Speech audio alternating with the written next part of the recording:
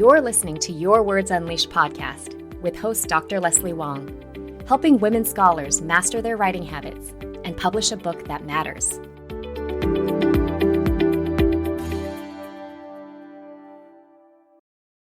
I am very excited to welcome my friend and colleague, Dr. Angélica Gutiérrez, onto Your Words Unleashed podcast. Angélica is recognized as one of the world's best 40 under 40 business professors.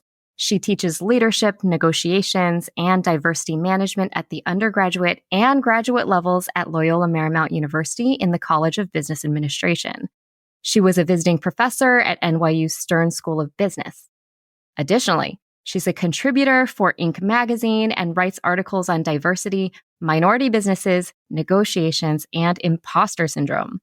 Dr. Gutierrez coined the term impostorization, which refers to the policies, practices, and seemingly innocuous interactions in organizations that make or intend to make individuals question their intelligence, competence, and sense of belonging. She's published her work on social hierarchy, racial and gender inequality, diversity, imposter syndrome, and impostorization in academic and practitioner outlets. Welcome to the show, Angélica. Thank you so much. I'm very excited to be here. Just a little bit of background. Angélica and I have known each other since about 2021, I think, when she joined an online group coaching program that I ran for women academics. And then she joined another group that I ran for women book writers. And I wanted to have her on to talk about her work on imposter syndrome and impostorization in the academy, which is something I think we can all relate to. So first, can you tell us a bit about your journey through academia and your body of research? In terms of my journey through academia, I never really thought I would end up in academia just because as a child, I struggled academically and I was categorized as learning disabled. And I had a grade school teacher and principal tell my mom that they didn't think I was capable in learning in a traditional school system. So I think it came as a shock, not only to myself, but other people that I ended up pursuing a PhD and becoming a faculty. And I have experienced various challenges along the way as an academic, one of which is the imposter syndrome and also what I've coined as impostorization. So I'm happy to talk a little bit about each of those. But I have certainly experienced, and I still do, I still experience feelings of inadequacy. I still question whether I'm smart enough or competent enough to do the work that I do. So it was my early childhood experiences, as well as the experiences that I've had in academia, that motivated my current body of research, which is examining where or how these feelings of inadequacy are triggered among us, particularly women and people of color. Mm-hmm. So what is it that inspired you to pursue a PhD? So it seemed like a very random decision to a lot of people, but I decided to pursue a PhD when I was an undergrad at UCLA. And at the time, I was a political science major. That was one of my majors. And I intended to go to law school. But as a work study student, I was a peer advisor for first generation low income students who were predominantly Latino and African American. And most of those students were business econ majors. And so I remember being surprised when my supervisor assigned to me those students. I saw the list and I saw their majors, and I remember telling him, you must have made a mistake in assigning these students to me because I've never taken a business class. I've never taken econ in my life. So I don't think I'm capable of advising them on these course requirements. And he laughed and he said, no, I think you're perfectly capable of advising them. And so one of the biggest highlights of being at UCLA was just meeting these students for the first time, hearing about their dreams of becoming an entrepreneur or becoming a CEO of a major corporation. And that was typically during the first or second week of the quarter.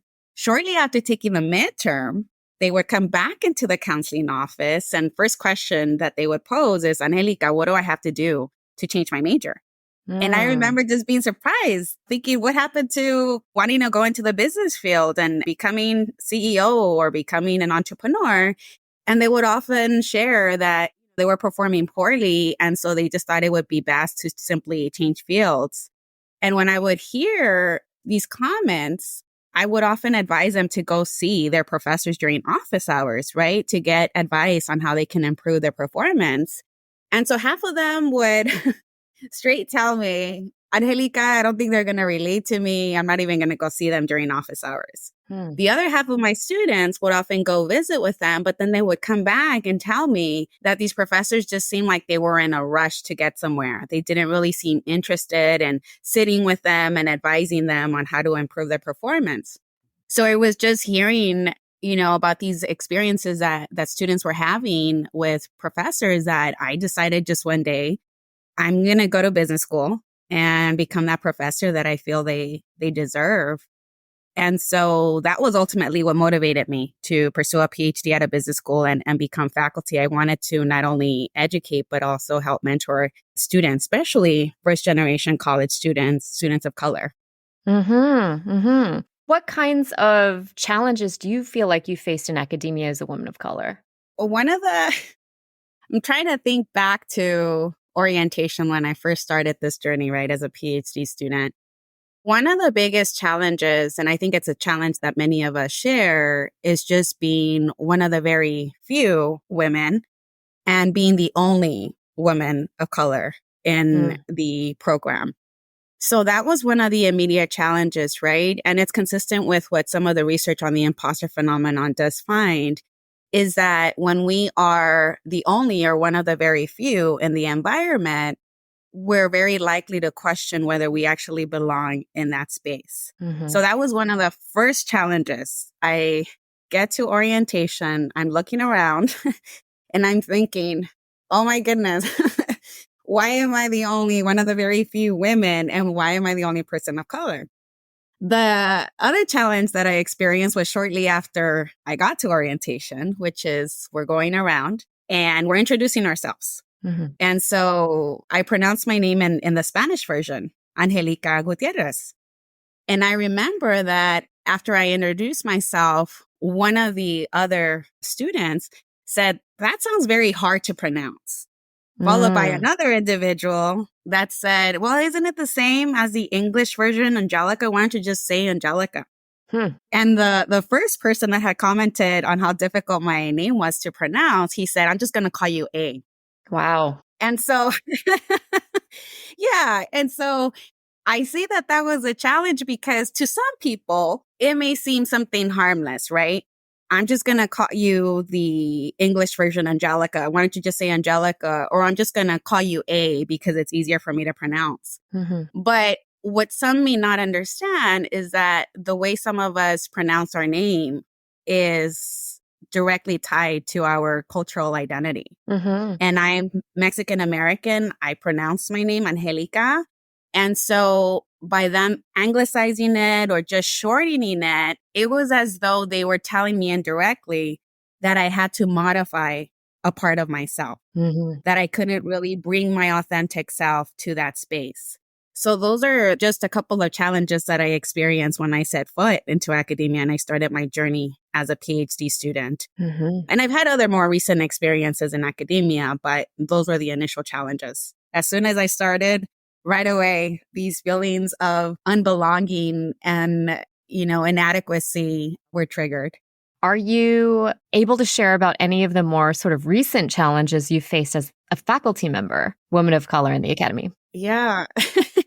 So I don't think I've ever shared this publicly. My co-author knows this, but I published a paper. I don't know if you've come across it. It's titled Impostorization in the Ivory Tower. And in the introduction, I share the story of Isabella.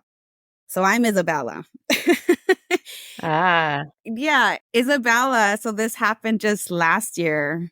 She was teaching, or I should say I was teaching an MBA class in the evening from 6:30 to 10 p.m.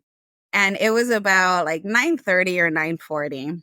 And all of a sudden, I'm there speaking with a group of MBA students who had just delivered a presentation. So I'm giving them feedback all of a sudden, a group of students just barge into my classroom. Mm-hmm. And so I was shocked because I'm thinking like, who in the world are these people, right? And so as I'm talking with my MBA students, giving them feedback, one of them, a white male student, comes up to me and flatly says, "We need you to leave because we're about to have a meeting here." And I remember just looking at him and I said, "This is my classroom until 10 p.m. I'm a professor here. I teach an MBA class. You should be the one to leave." Mm. And I thought that after I told him that, he and his classmates or colleagues would leave, but they stood firm. Hmm. Yeah. And so I remember just being fearful. I remember just feeling intimidated because he was standing right next to me and it was very evident that he had no intentions on leaving. Hmm. I remember going to the podium and I said, well, I have to at least log out. And there was a white female student standing at the podium and she literally just tosses her arms up and said, fine, I don't care. I could not understand the hostility that they were demonstrating, Mm-hmm. especially to me. And the reason why I felt a little bit scared is because that was happening a week after the Michigan State University shooting. And so there Mm. have been other mass shootings at universities. So as a woman of color, I'm on high alert. I don't know how some of these students are going to react. And so for me, that was an impostorizing experience because even though I was the one with the PhD, I was the one in the authority position as a professor. These students, white students, were clearly telling me very explicitly that this was their space and I'm the one that had to leave because I had no right to be there. Mm. That happened just last year. So I share that because these imposterizing experiences, I don't know if they'll ever really go away. I thought that they would once I earned tenure and became an associate professor, but clearly that hasn't mattered to some individuals. Wow. Wow. Thanks so much for sharing that. It kind of reminds me of one of my first years of teaching at UMass Boston.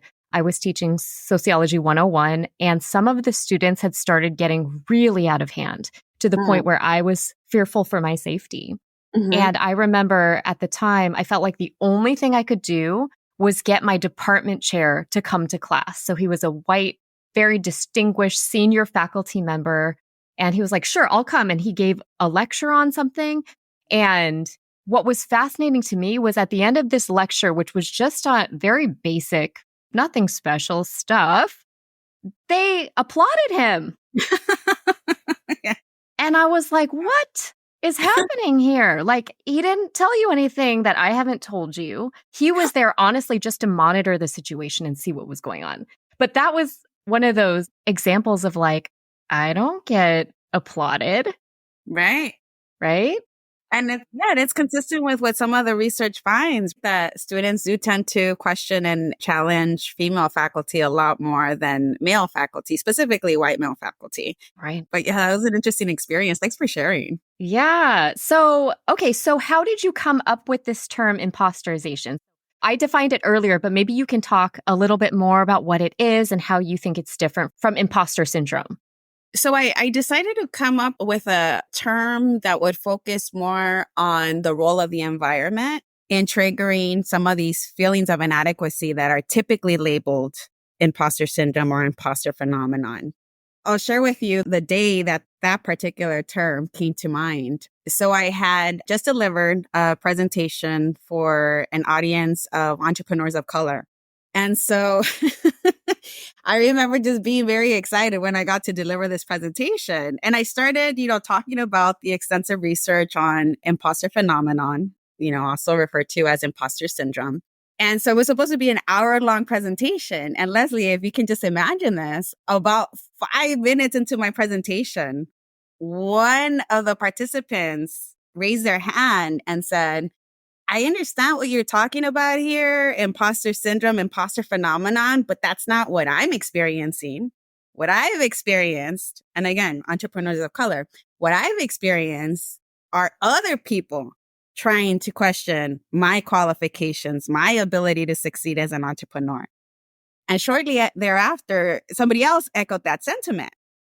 And so I remember just freezing. I mean, can you imagine your audience straight up tells you it doesn't resonate. What you're talking about does not resonate with me.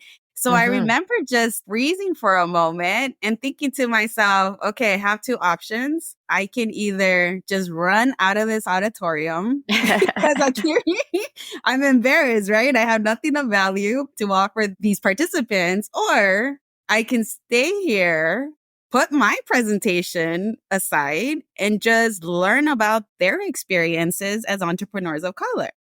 So I ended up doing the latter. And so for the remaining 40, 50 minutes, I basically just asked them to talk to me about the comments, the types of interactions that they've had with various individuals that either triggered or they felt were intended to trigger their feelings of inadequacy. That night, I remember getting home and I couldn't sleep. I don't know if you've had this experience where someone says something or you have a certain experience and then, you're tossing and turning, just thinking about it constantly. And so I remember thinking that night, okay, clearly imposter syndrome or imposter phenomenon does not capture the experiences that they've shared. And then I started reflecting on my own experiences and experiences that other scholars of color have shared with me. And I thought to myself, they've described feeling impostorized. And so that's how I came up with the term, it's more like impostorization, which, as you mentioned earlier, I do define as the way the environment triggers these feelings of inadequacy, the policies, practices, and seemingly harmless interactions. And the reason why I just felt that was so important to come up with that term is because, as this experience with entrepreneurs of color demonstrated, the research and most of the discussions on imposter syndrome just focus on the individual. And the assumption is that the individual is the problem, and the strategies that are offered to counter the effects of imposter syndrome often take this fix the individual approach. But as the experiences of these entrepreneurs demonstrated, and my own experience and the experience of other scholars of color have demonstrated, the person is not the problem. It's the environment. And we really need to pay attention to the ways in which the environment triggers imposter feelings.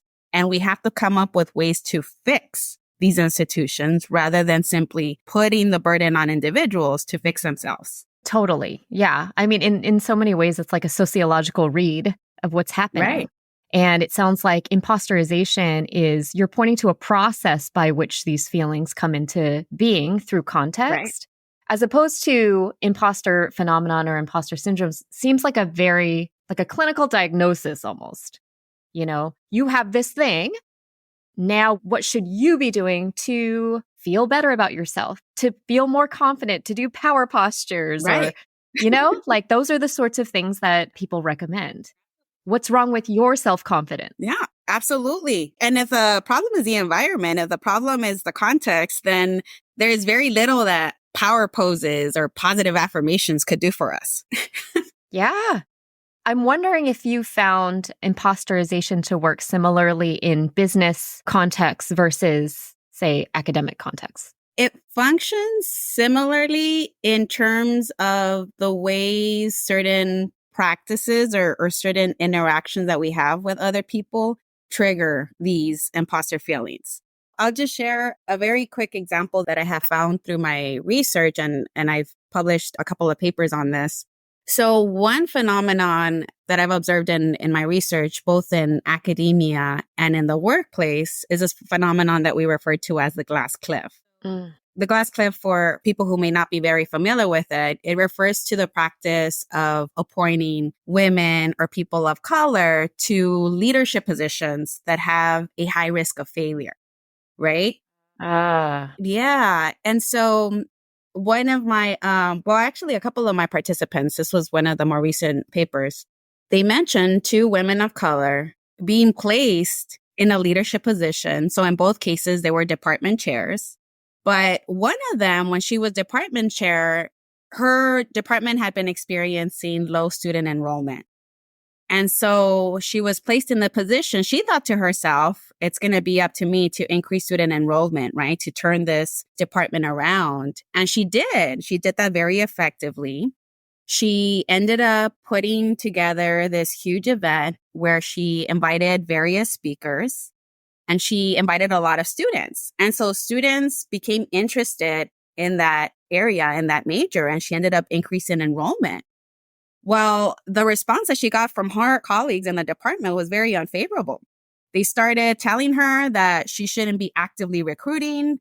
They were insinuating that she must have done something that was not permitted. If the department had a very limited budget, how could she have possibly put on such a large scale event?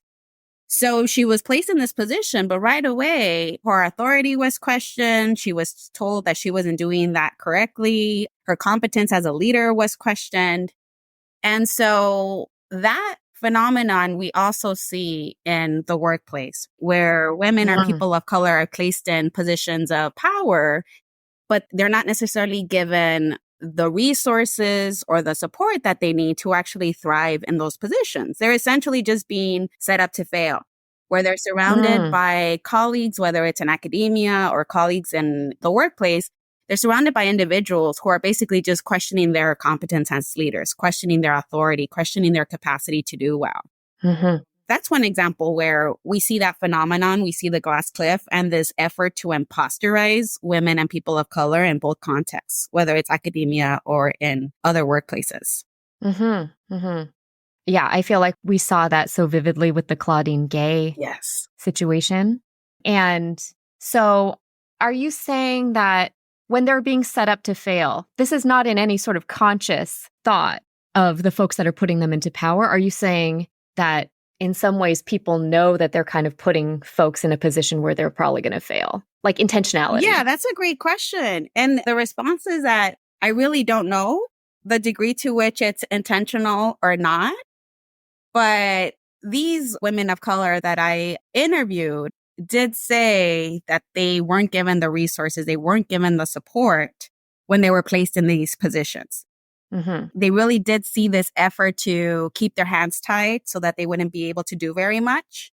So based on that, I would assume that placing them in those positions was intentional, because if you really want to ensure that somebody is thriving in a leadership position, you're going to want to ensure that they have everything that they need to do well. And that wasn't the case, at least in terms of the women of color that I interviewed in academia. Yeah. So I don't know the extent to which it is intentional in other contexts. I would like to think that it's not intentional Mm. and that perhaps in other contexts, they might not be aware of some of the support and resources that are needed when they're making these leadership appointments. But at least, as I mentioned, at least in terms of the experiences that these women of color in academia shared, they felt it was pretty clear that they were being set up to fail. Right. Yeah. And they simply, the institution just wanted somebody to be held accountable, right? They wanted to be able to point the finger at these two women of color and say, okay, if our departments are falling apart, it's because of you. Mm. Mm-hmm. So, presuming that maybe there's a mixture of sort of conscious and unconscious bias happening here, what strategies do you give to other women of color to help them navigate these challenges in the academy? One of the first recommendations that I provide is that before they even accept these leadership appointments, they have to be very clear in terms of what they're going to need.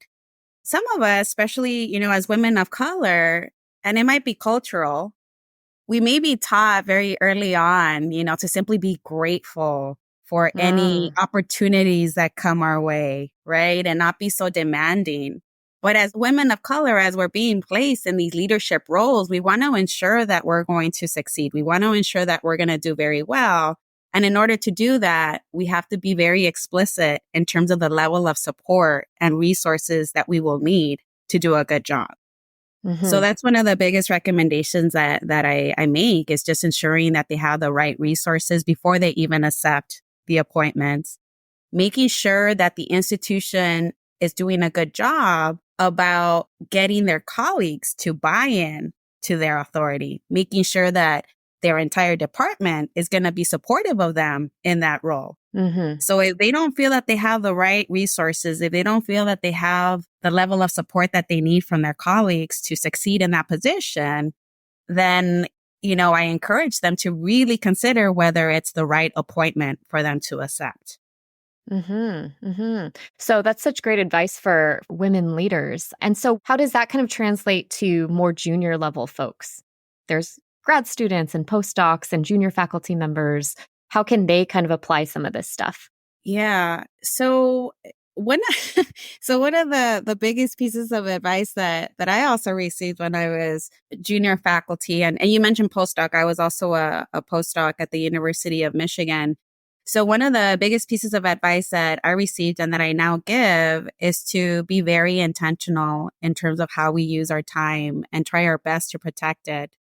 Especially as postdocs, as junior faculty, we're on that tenure clock. And it's really important for us to spend a substantial amount of time on research so that we can ensure that we're going to have the publications that we need to earn tenure. And so I guess that's one marker of success, right? Earning tenure. But in order for us to get there, it's important for us to just make sure that we're using our time wisely. Mm-hmm. And as women and women of color, we're often approached to serve on various committees, to serve as a faculty advisor. And so all of those responsibilities can be very time consuming. So one of the recommendations that I would make is just to try our best to just protect our time, Mm-hmm. because institutions will find a way to absorb it, but we have to be very protective because at the end of the day, it is important for us to earn tenure. Mm-hmm. Yeah. And how do you personally assess whether something is worthwhile for you to devote your time to, like an external request? Yeah. So I earned tenure in 2019. Pre-tenure, I often consulted with my more senior colleagues in the department because they have a better understanding of what university committees or what college committees will require the most amount of time.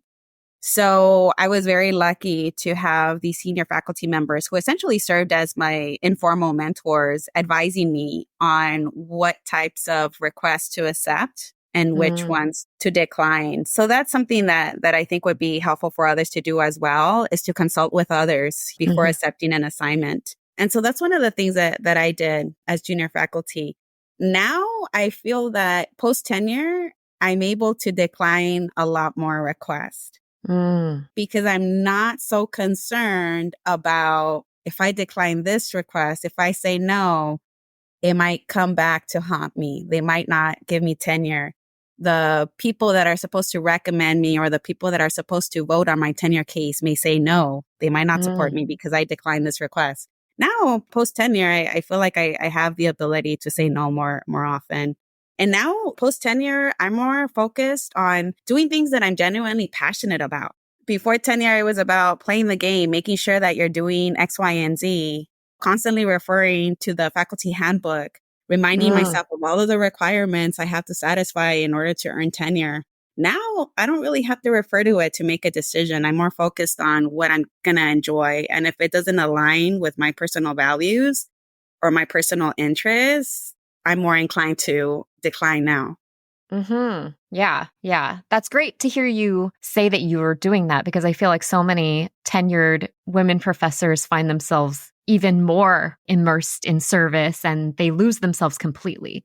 You're clearly allowing, you're being guided by your values. And I think that that's something that folks really need to figure out. What are those things and how can I use them as my North Star to really help me kind of navigate my way through this endless series of requests?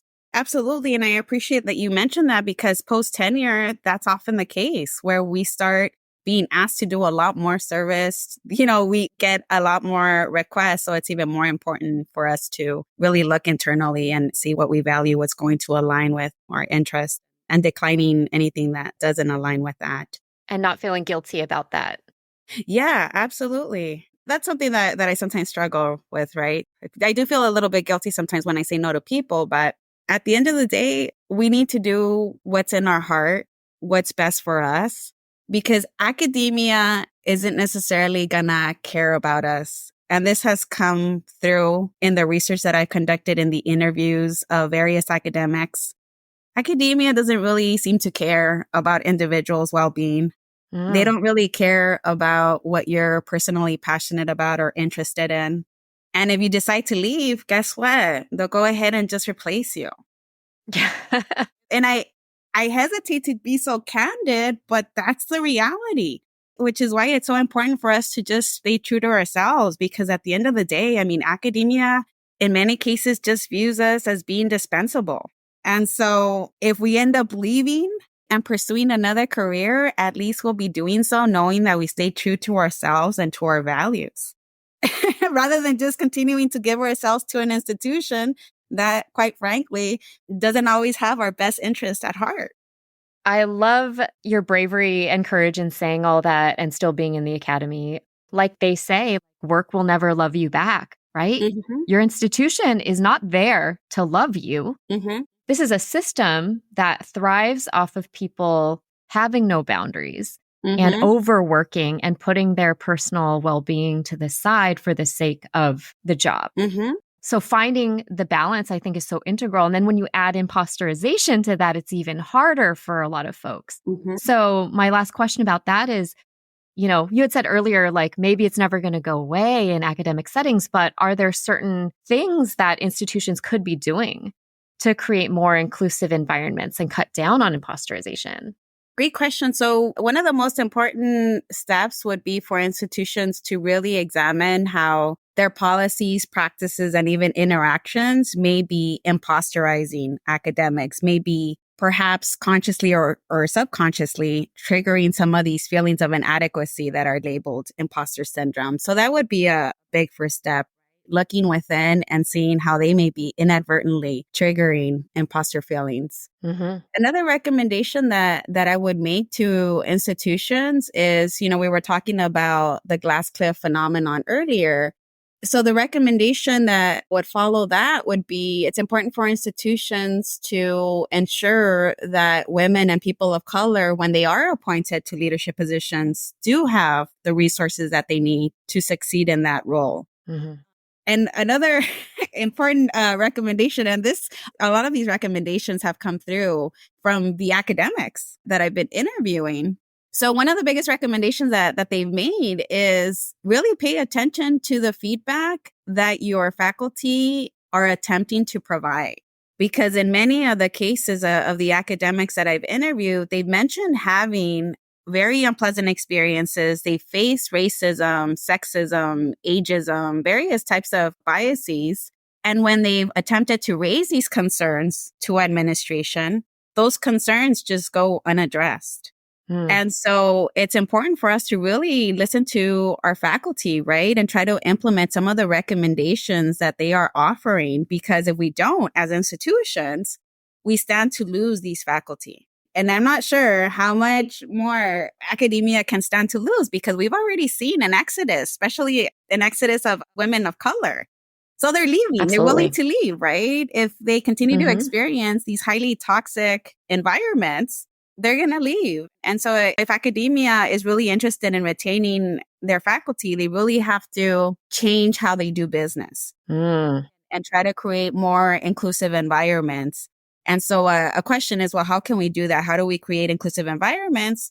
Ask your faculty. The faculty are the experts. They're the ones that can direct you and tell you exactly what they need to feel like they belong, to feel like they matter, to feel like they're valued in academia. They can tell you very specifically what you can do as an institution. Right, right. So it's like first ask, right? Then genuinely listen, then act. Right. On those recommendations. Yeah, absolutely.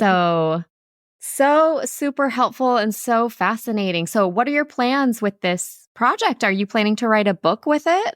I am. And it's, so I'm definitely going to be following up with you at some point for your guidance based on your expertise in writing books. So I am currently working on a book that focuses on impostorization, and it's going to be also based on my personal experiences, as well as the experiences of women of color in academia and in various industries and across sectors. So that's something that I'm definitely working on. And I continue to write on impostorization in popular press outlets because I really want to get this information to wider audiences. I think that there's a lot of power in recognizing that we are not the problem, but the environment is.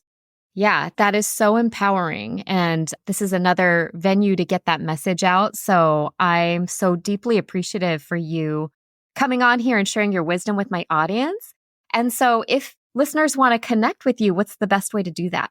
They're welcome to connect with me on LinkedIn. If there's anything that I can do for your listeners to support their academic or professional endeavors, I'd be happy to support them. So LinkedIn would be a great way to stay connected. And thank you so much, Leslie. On a side note, I do want to thank you for the guidance that you provided when I participated in your writing group. As you may recall, I was very stuck, right? I did feel very inadequate. I wondered whether I would be competent enough to write. I wondered whether what I wanted to write about would have any value in the eyes of audiences. And you really helped me. I remember you were just very affirming and very encouraging, and you helped me remove some of those barriers that were keeping me from writing. And so I just wanted to take a quick moment to say thank you so much for the incredible impact that you've had on me. Oh, thank you for saying that. That's so thoughtful and generous, and also empowering in the sense of you took a lot of those feelings and you turned it into this brand new research area that's super groundbreaking and is going to matter for people in so many different fields and areas. So thank you for doing this research and for sharing it again with my audience. So folks, please connect with Angélica on LinkedIn and read all of her articles, which are coming out in a lot of different public venues. And I will talk to you again soon.